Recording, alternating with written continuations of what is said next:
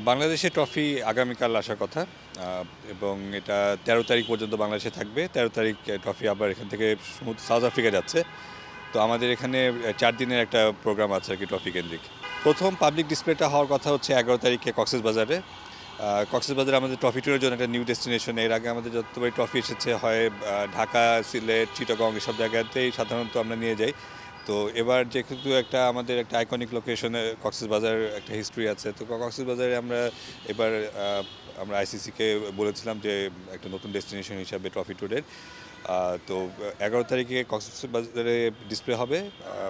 ১২ তারিখে আমাদের এখানে কোনো একটা মলে আমরা অ্যারেঞ্জ করার চেষ্টা করছি। তো সেখানে ডিসপ্লেটা হবে এবং ১৩ তারিখে এটা ক্রিকেট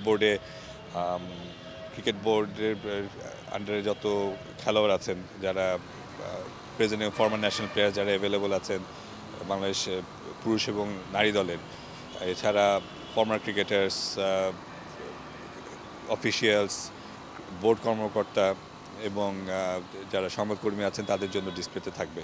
সাধারণ মানুষের সেই সুযোগটা থাকবে আর কি, যে এই ট্রফির সাথে ছবি তোলার বা ট্রফিটা দেখার।